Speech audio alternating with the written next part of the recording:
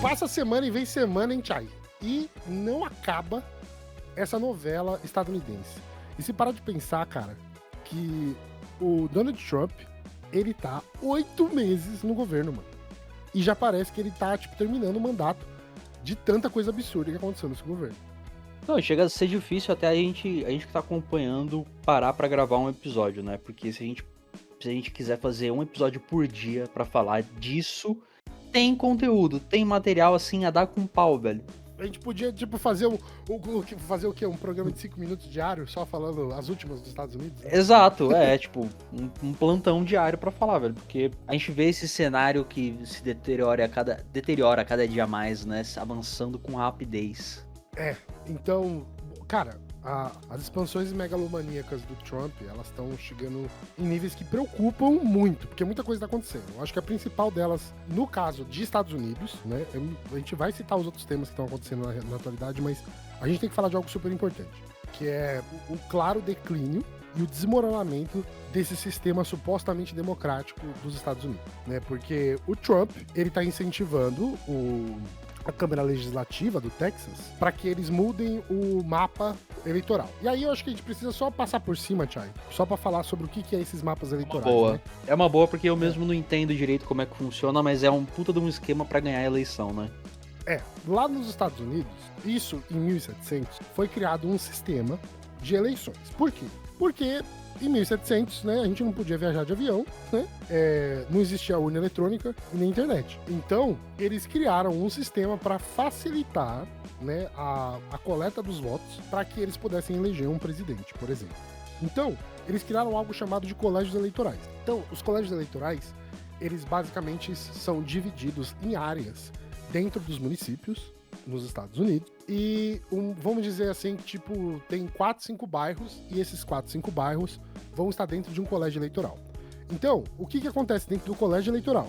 Quando as pessoas votam na eleição, vai estar lá, tipo, vamos dizer que o Chay vota no Obama e eu voto no Trump. O nosso colégio é o mesmo colégio eleitoral. Então, a gente vai votar, eu dei um voto, o Chay deu um voto. Vamos supor que nesse colégio eleitoral só tem 3 votos. E aí outra pessoa vai lá e vota no Obama. Esse colégio eleitoral vai dar um voto pro Obama. Porque quem ganhou a eleição no colégio foi o Obama. Então é assim que funciona lá os votos. Eles não são votos por cabeça. Ouvindo assim você falar, eu acho que é bem atrasado pra quem tá num país que tem urna eletrônica, por exemplo. Os Estados Unidos tem urna eletrônica, mas é porque é um sistema de 1700 e os caras não querem mudar porque, né? Eu já falei. Tipo, gente, essa percepção que vocês têm de países desenvolvidos aí, tá? Se você nunca morou nesses países, eu vou dar aqui só uma sugestão. Eles são muito atrasados em vários aspectos que o Brasil tá lá pra frente, tá? Sabe? Você não sabe o que é ter que ir numa agência do correio pra ter que pedir pra eles imprimir um cheque do governo pra você ter que pagar o governo, entendeu? Em vez de você simplesmente pagar o governo. Uma conta bancária, sabe? Tipo, não existe, sabe? É uns bagulhos assim absurdos. Eles são muito atrasados em vários aspectos, assim, né, no sistema geral. E as eleições é um reflexo disso. Ela é um reflexo muito claro, né, de que os Estados Unidos estão muito atrasados. Não, eu ia perguntar exatamente isso. Qual foi a nova proposta do Trump pra manipular isso aí? Então, mano, olha só, cara. Eu acho que isso vem no gabinete do Trump, mas quem tá puxando isso é a Casa Legislativa do Texas. O que eles querem fazer? Eles querem mudar o mapa desses colégios eleitorais. Então, por exemplo, se os nossos 3 bairros agora, tradicionalmente, a gente votava e ganhava os democratas, ele vai dividir esse mapa, esses 3 bairros, para que esses bairros sejam incorporados por outros colégios eleitorais ou os colégios eleitorais que ganham os republicanos, ele vai dividir esses mapas e vai colocar nesse espaço que, teoricamente, quem ganhava historicamente eram os democratas. Eles vão, então, basicamente, absorver o espaço dos democratas. Exatamente. Eles vão redistribuir os votos, teoricamente, dentro do Estado, para que os republicanos sempre ganhem a eleição. É isso que eles vão fazer, tá ligado? O que eles estão fazendo é fraude. Eles estão tentando montar uma fraude legislativa.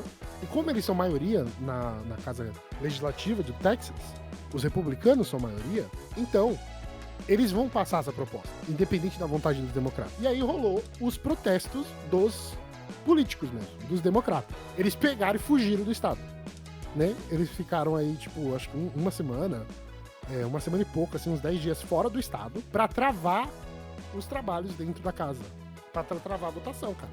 Porque aí você não tinha quórum mínimo pra votar. Aí, quando eles retornaram, pra não perder o mandato, os republicanos, até agora tá rolando isso, tá? Eles estão impedindo os democratas de sair da casa, da Assembleia Legislativa, porque senão eles vão ser presos. Então eles têm que ficar lá até a votação rolar, tá ligado? Tipo, basicamente isso. Eles estão sendo forçados pela polícia A ficar lá pra fazer a votação. pra fazer a votação, cara. Pra você ter uma noção. Uma democracia, né? E tem gente que tá falando que o Brasil tá vivendo ditadura, né? Pois Pra é. você ter uma ideia. Tem gente que tá falando isso. E aí o que acontece? Por causa dessa situação, a Califórnia, que é um estado progressista, né, tradicionalmente progressista, e Nova York, que também é um estado progressista, e o motivo dos dois estados serem assim, porque eles são dois estados que têm muitos imigrantes, falaram que se o Texas aprovar isso, eles vão mudar o mapa eleitoral deles também nos Estados Unidos. E aí eles falaram que vão fazer pior e melhor do que os republicanos. Que eles vão mudar tudo também pra que, tipo, eu acho que a vontade da Califórnia é que nenhum político republicano ganhe a eleição lá. E aí você vai dar mais votos pros democratas durante as eleições presidencialistas. Me parece, apesar de eu não gostar dessa referência, mas me parece muito o cenário daquele filme Guerra Civil. Tipo assim, eu sei que você não gosta do filme. Pra quem quiser saber nossas opiniões, você pode ir lá num podcast chamado Montagem Paralela. E aí você pode ouvir nossas opiniões sobre esse filme Guerra Civil. Eu não dei minha opinião real lá. A minha opinião real lá é que esse filme é péssimo. Só isso. Não foi muito profundo, né, o debate. Mas a grande questão é que é isso mesmo. A Califórnia já tem um movimento, tá? Tanto o Texas também, eles têm movimentos separatistas internos. Isso não é de agora, isso já faz muito tempo. Ano passado, quando teve aquela crise com Biden, né, da fronteira, que o governador do Texas desafiou o governo federal, né, colocando as tropas militares ali e tal, e impedindo o governo federal de agir na fronteira. Isso foi um ponto de tensão muito grande nos Estados Unidos, que não acontecia há muito tempo, com essas ideias separatistas, mas isso influencia também, neste momento atual, a Califórnia querer entrar nessa ideia que eles já têm, né?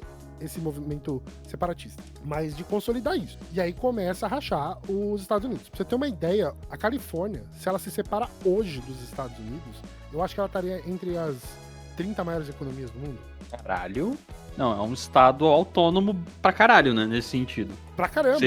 Seria muito autônomo, né? Eles têm um PIB, só pra você ter uma ideia, eles têm um PIB em 2024 de 4,1 trilhão, mano. Nossa, o que acontece na Califórnia de tão... As empresas de tecnologia, cara. Ah, tá. As Big Tech estão todas lá. Elas estão no Entendi. Vale do Silício. Elas estão todas lá. Então você tem ali a Apple, você tem a Alphabet, né, que é a dona do Google. Você tem a Nvidia, que tá lá, tudo no Silicon Valley. Você tem o Meta. Polo de tecnologia lá, saquei. Então tem muito dinheiro rolando lá. E se eles se separam, isso vai ser tipo um problema gigantesco para os Estados Unidos. Pra você ter uma ideia, desculpa, tá? O Califórnia seria a quarta maior economia do mundo. Quarta. Ah, puta que pariu. Tipo, estaria atrás dos Estados Unidos, que tem 25 trilhões. China, que tem 18, teoricamente. A Alemanha, que tem 4, mas eu acho que ela caiu, né? Principalmente agora vai cair. A Califórnia passaria, a Alemanha seria a terceira maior economia do mundo. Caramba. É muito dinheiro, cara. É muito dinheiro. Mas, você acha que rola, nesse clima que tá lá, você acha que rola essa possibilidade de separações internas do país? Porque o que a gente vê muito, principalmente do discurso do Trump, é o contrário, né? É sempre um discurso expansionista, de querer tomar terras. Pior que não é, cara. A parada dele, o que eu sinto, né, pela análise que eu tô fazendo do Trump, não é uma parada expansionista, ela é uma parada de controle, de influência. Imperialista, eu quis dizer. Imperialista, não... Mas para pra pensar, a Inglaterra não era tão grande. Ela dominava territórios, mas ela não gestava o território. Ela deixava meia dúzia de vagabundo lá pra tomar conta do bagulho. Eles nunca incorporaram essas terras à Grã-Bretanha. Eles sempre foram colônias. Você entende o que eu quero dizer? Sim, Eles nunca foram um estado oficial. Tipo igual os romanos faziam. Os romanos, eles anexavam os territórios a Roma. E tudo fazia parte do grande império. Os Estados Unidos não faz isso. Então, um caso disso, por exemplo, moderno, é o Porto Rico. Porto Rico não pode ter eleição a presidente, mas eles não são independentes, mas eles também não podem, se você mora na ilha do Porto Rico, você não pode votar pro presidente dos Estados Unidos. Você tem que morar nos Estados Unidos pra poder votar no presidente. É colônia, cara? É, colônia. Colônia total. Então, toda essa situação, eu acredito que sim, cara. Existe, tipo, novamente, eu comecei falando o quê? São 8 meses, mano. 8 meses. Mano, é 8 meses. É tipo assim, é nada, né? Aqui no Brasil nada. a gente tá acostumado com um político fazer nada nos primeiros 8 meses. Vai falar muito, vai fazer muito pouco, e é isso. Mas o cara lá, velho. Quer dizer, que é também pra destruir, né? É uma outra forma de política, né? O que ele faz. É igual o Bolsonaro. Parece que é muita coisa porque ele tá desfazendo o que foi o mínimo que tinha no governo anterior. Que já foi bosta, né? Que já foi bosta. Porque o Biden também não. O Biden fez de tudo pra se aproximar do sindicalismo nos Estados Unidos, né? Recente. Aham. Mas ele saiu, né, da corrida. Porque eu acho que o Biden ia ganhar de novo. Ele ia ganhar apertado, mas ele ia ganhar. Mas começaram com essas histórias de demência, de que ele tava gagá, que ele não tava falando nada com nada. Mas eles votaram no cara que tava falando nada com nada, que tava gagá, né? Porque Que isso é uma parada foda do Trump, né? Porque a gente trata a demência dele como o estilo dele. Ah, ele é assim, sempre foi assim. Desde os anos 80 esse cara é assim. Ele é assim até hoje.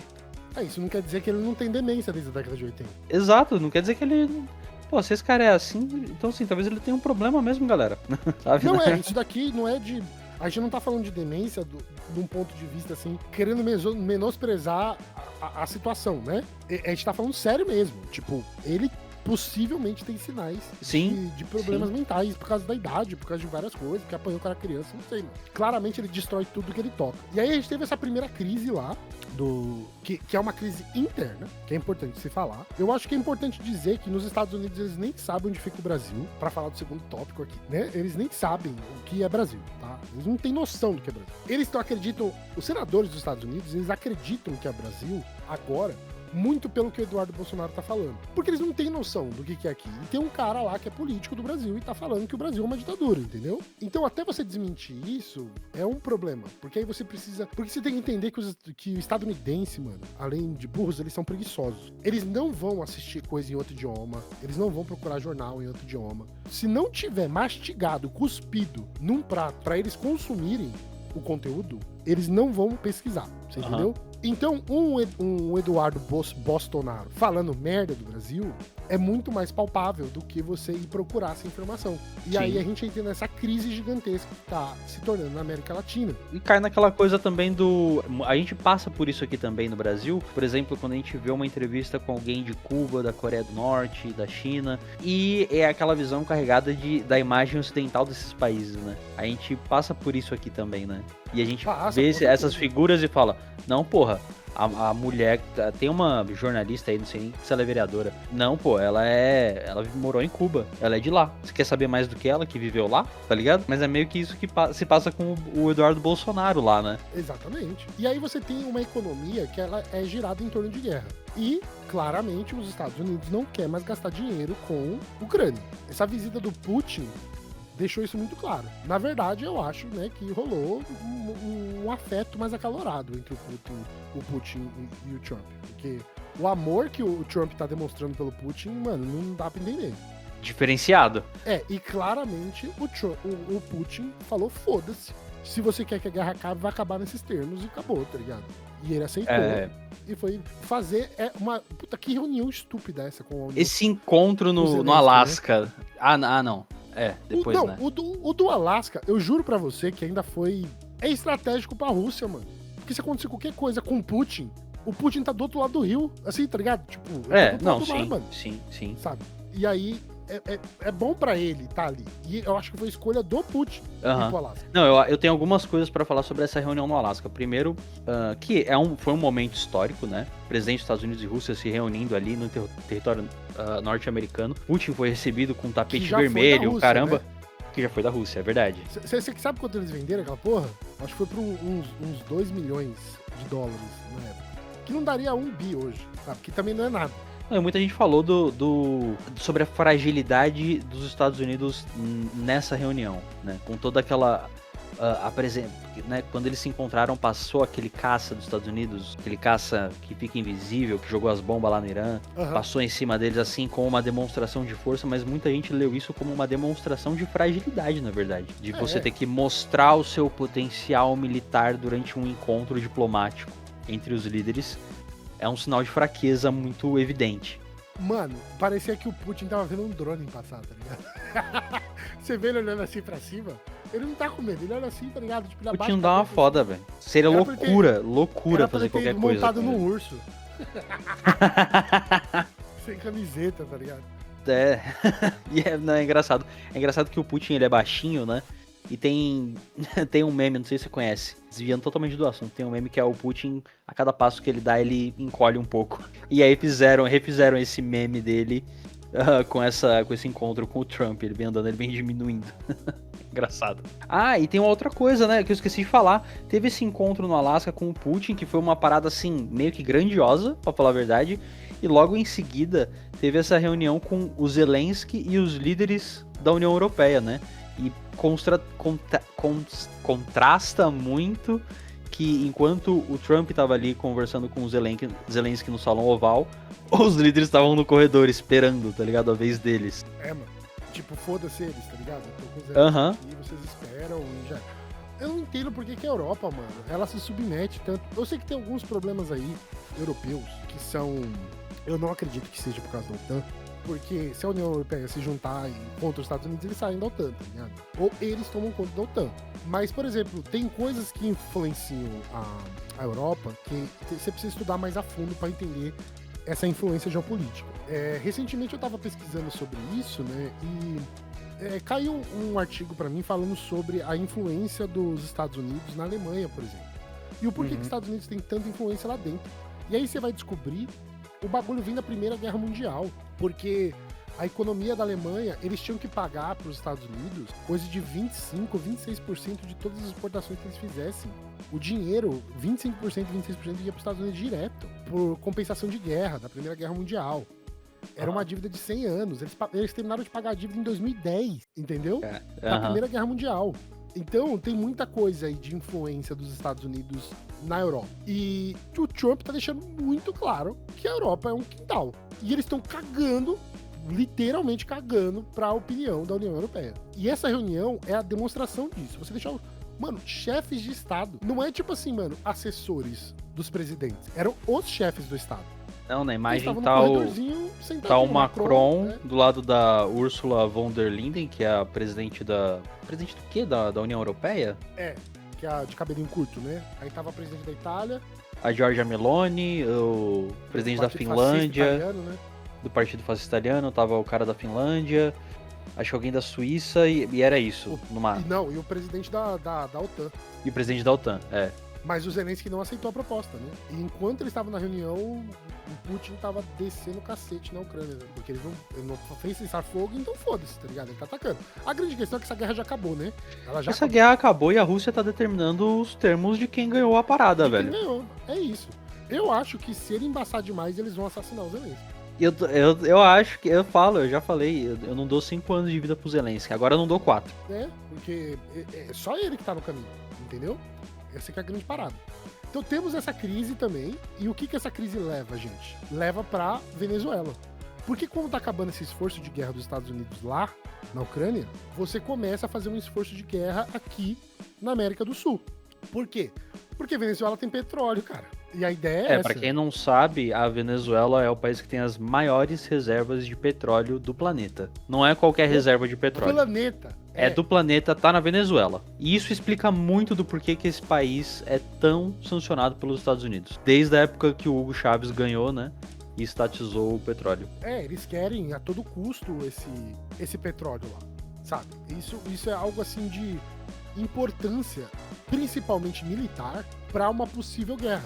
Eles precisam de combustível para fazer a indústria girar. Não é para ficar rodando em carro 4x4, sabe? Forerunner. Não é para isso não, gente. É porque a indústria dos Estados Unidos, a energia elétrica dos Estados Unidos, ela é gerada com petróleo. É por isso que os Estados Unidos é tão sedento de petróleo. Você sabia que existe uma região entre a Venezuela e a Guiana chamada de Esequibo, que é uma região que historicamente a Venezuela diz que é dela, né, que era seu território, mas que foi tomado durante a colonização, acho que britânica, da Guiana, né, que era a Guiana inglesa.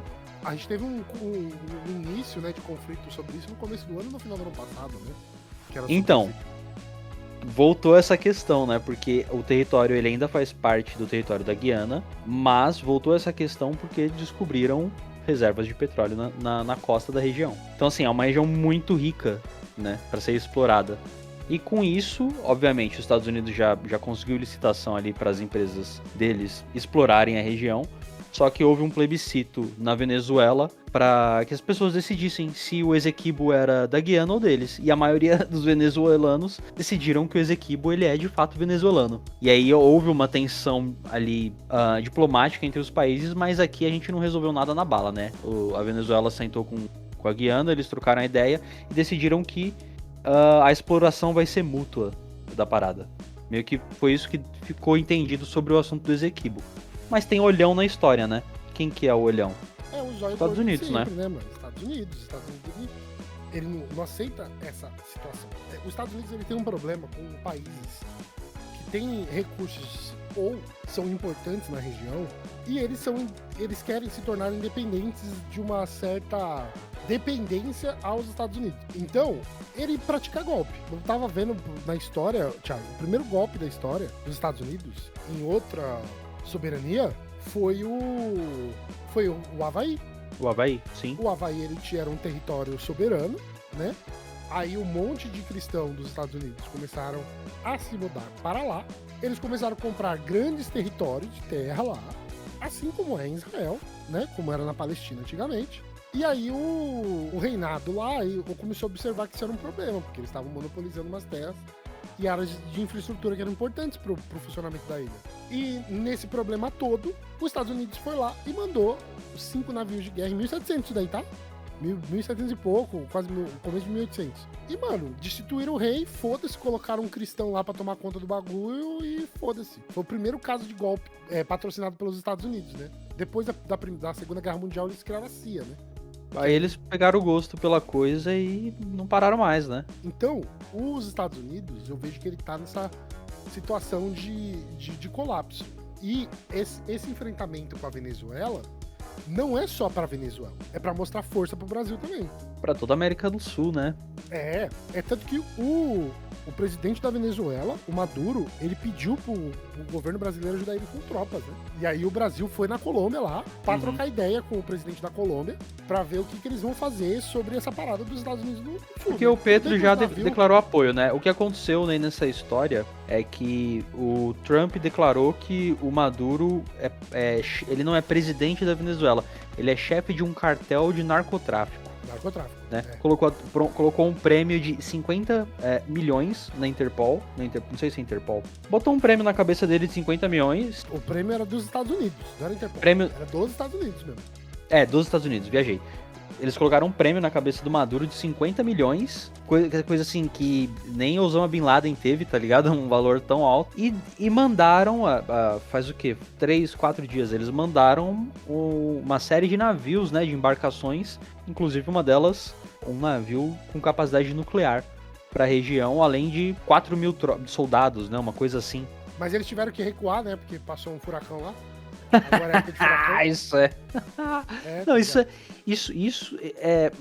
é difícil, às vezes, você não acreditar em divindade, tá ligado? Ou em ironia do destino, porque... Não, mano, é só burrice mesmo, cara. Eles sabem que começa a época de furacão agora, tá ligado? Ah, não, pode crer, não, se você tem... mesmo. Pode crer. Pensando assim, se você tem os dados meteorológicos, né, você deve saber prever isso, você deveria saber que ali, essa época, há uma probabilidade... 1800, tá ligado?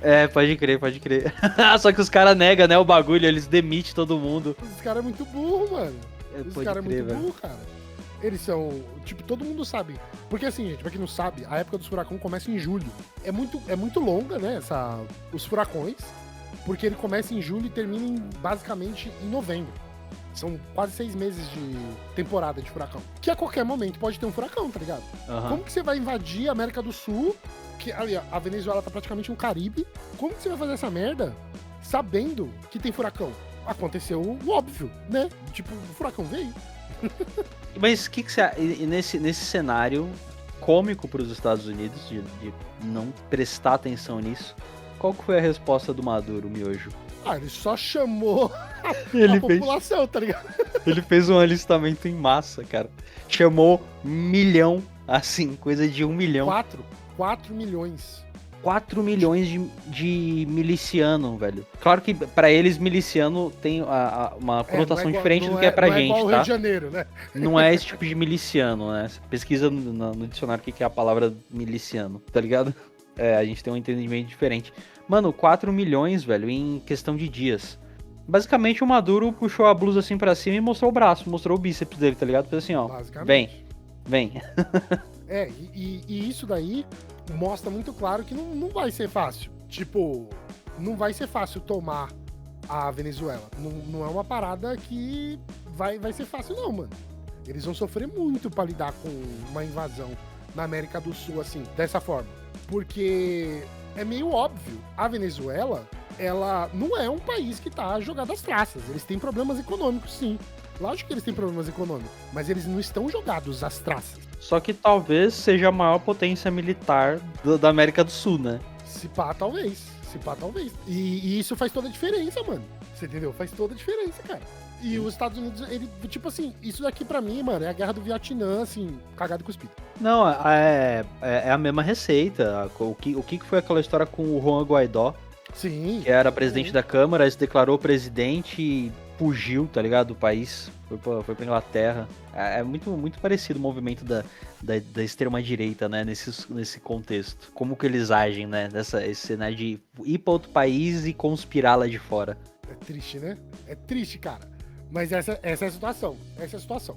Os Estados Unidos está aí no seu desespero, é visível o seu desespero no senso comum. Muita coisa ainda vai acontecer. A gente nem citou aqui a ofensiva aqui do Brasil, né? Sobre a situação do Bolsonaro, porque os Estados Unidos está criando todas essas limitações aí para tipo, tentar impedir o crescimento. Não, a progressão do julgamento do Bolsonaro, mas a justiça brasileira deixou claro que a gente tá cagando pra isso. Mas a gente vai voltar a falar do Bolsonaro em breve, porque dia 2 ou 4 de setembro, esqueci a data agora, mas dia 2 de setembro começa o julgamento dele e a gente sabe que tem envolvimento dele aí, ele já tem áudio vazado dele falando que, né, armou isso aí com o Trump, a gente não sabe se é verdade ou não, mas é uma conspiração aí, é mais uma coisa que pesa contra ele nesse processo. Então, se você quiser saber desses e mais processos aqui, fique de olho no Em Síntese. Siga a gente, se você tá ouvindo no YouTube, já se inscreve no canal, dê seu like, compartilhe. Se você está ouvindo isso pelos seus agregadores de podcast, fique de olho aí, agradecemos o carinho que vocês estão tendo com a gente, escutando esses conteúdos. E se você quiser apoiar, a melhor forma é compartilhar. Então vamos ficando por aqui. Voltamos ainda essa semana com mais um episódio. Falamos com você em breve. Até mais. Tchau, tchau. Um beijo no coração. Falou, valeu.